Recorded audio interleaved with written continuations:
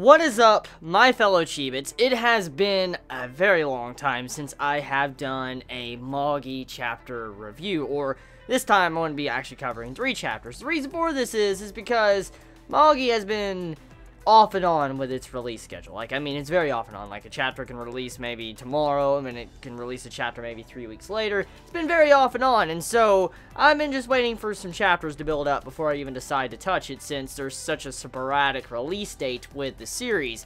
But anyways, with the content we got in these 3 chapters, quite the progression, I have to say. But let's talk about some of the economic things going on throughout the entire series. For one, I'm really loving how this final arc of Magi is taking its time to develop how Sinbad's world that he envisioned is not all that perfect. I mean, it has these great things about it, but it does have its flaws. For instance, the Co-Empire, the state, is in a very serious crisis, to where they are in poverty, they are losing money, there's no one that really wants to live there, since there's not really many jobs. I mean, overall, the entire condition of the city is not that good. It's very poor, and many people are moving. And I really loved how majority of these chapters were actually taking the time to showcase how the world is functioning with this new world order that was set up from Sinbad.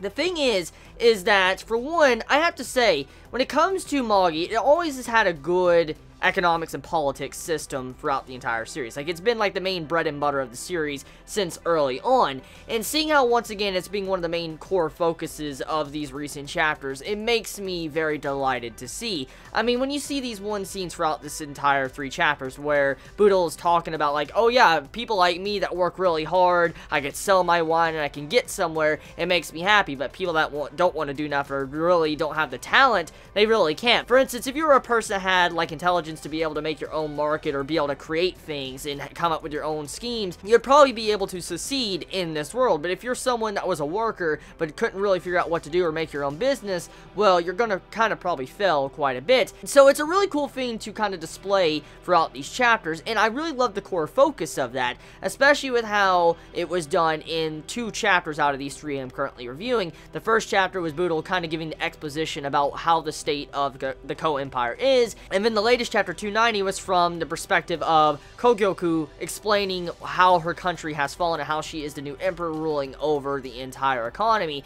Really cool stuff. Now, what do we got to say? Alibaba, let's dive into him, what has happened to him in, these recent events. We know that Alibaba has kind of been in this, like, different type of world for 100 years, supposedly, from what he has said. And we do know he has this different type of fighting style. Like, he's very fast, very quick, and nobody can really touch him. We saw this displayed in recent chapters. And with chapter, I think, 289, we finally get clarification of what type of ability Alibaba is using. Apparently, he has observation hockey. That's the best way I can actually explain that without really diving into it. Of course, I am going to dive into it, but the best way to do a simple summary over it is observation hockey. He just has this intense hockey that can see everything and, like, predict their moves and just fuck these people up. That's pretty much what it is. But diving into it to get the actual backbone of how his power works, apparently, when he died, he was in this, like, near-death state, or death state, for 100 years. What it felt like 100 years. Even though it was a matter of a couple days, it still felt like 100 years, like 100 years, and that's a long time. I mean, that's a very, very, very long time, and if you're in that state, I could see why it feels like he probably progressed, like he felt like he's a lot wiser, like he's a wise Alibaba. And on top of this, with him being in this, near-death state, it made it to where his concentration was at an entirely new level, because he was given a body, and this body that he was given required a lot of concentration to be able to control. And that was the little body figure we saw Alibaba moving around when he was like in that puppet body.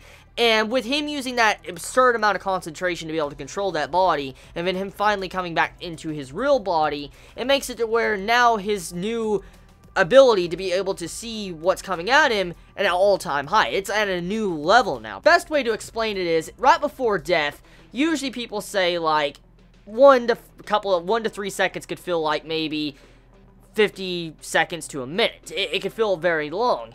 And thinking about it like that, it does make sense. I mean, there has been cases where people feel like time slows down in really critical moments throughout their lives. And at that time, I can kind of understand if Alibaba was in a near-death state for 100 years in limbo with just his consciousness, and then he had to use this concentration on to move his body, of course it would kind of upgrade his ability to kind of predict the movements of people and being able to see it a lot better, because he has this, you know, high concentration. Now, besides that, let's dive into Kogyoku.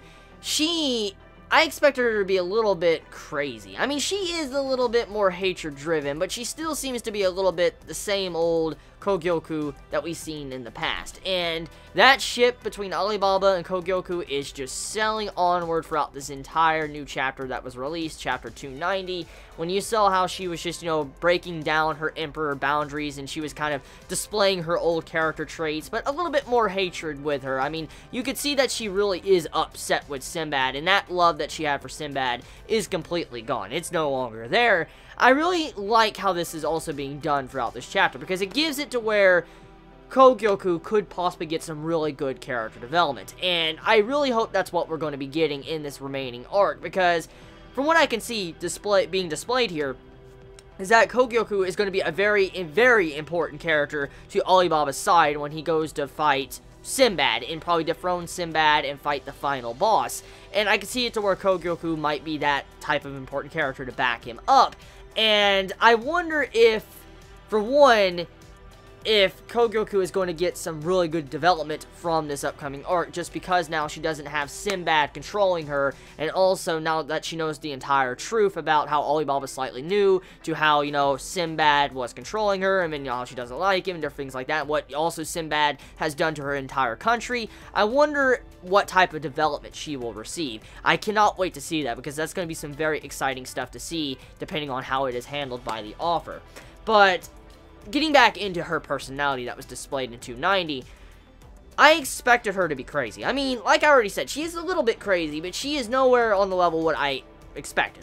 She was actually relatively calm. She seemed to be the same cheerful, happy Kogyoku that we saw in the past, and I have no problem with that. I have no problem with that at all, because I've always loved her character, I've loved her personality, and I mean, if she gets together with Alibaba, I have no issues with that at all. I mean, I like Moore. Moore's a really awesome character, but right now she's kind of with Hakuryu at this time, probably, and I wonder if that romance between those two might, you know, progress, you know, get to see Alibaba and, you know, Kogyoku get together. That'd be pretty damn cool, but I want to save that for later, because now is not the time for that, because let's not get into shipping wars, let's actually talk about the overall plot.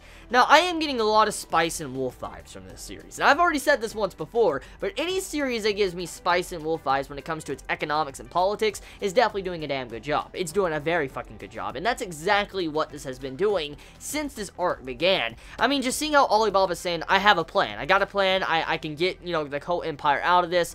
It's really fascinating to see what Alibaba is going to do next, because the way his character has been displayed since he has come back from the dead, it seems like he can do anything. It doesn't seem like he could really fail. He seems a lot more confident than he was in the past, before, you know, we saw him in the first couple arcs in the series, or before he even died. He seems just so much more confident that he can do anything, and I like that about his character. I mean, he's a very dependable MC, and I love how that is being displayed throughout these chapters, because it makes him so much more likable. I've always liked Alibaba, but now seeing how he's able to kind of carry himself like a proper king, it makes me excited, because I wonder exactly how he's going to lead the people now that he's gotten a little bit more knowledge and he's had, you know, a lot of time to really think about everything. I wonder exactly how he's going to carry himself when he finally does become, let's say, a king. But that's about it when it comes to this said chapter, or these 3 chapters of Magi. I mean, very simple. I mean, it gets straight to the point. Exposition to the Ko-Empire, what's happened to it, of how, you know, it's changed because of Sinbad's laws, to, you know, Kogyoku that's, you know, kind of upset what Sinbad has done to her, but also kind of opening up her heart just a little bit for Alibaba, and Alibaba having a plan, and Alibaba's power kind of being dived into. That's pretty much all that was in these 3 chapters. Let me know your thoughts in the comments below. You'll have a wonderful day or night wherever you live. Please be safe. Chibi out.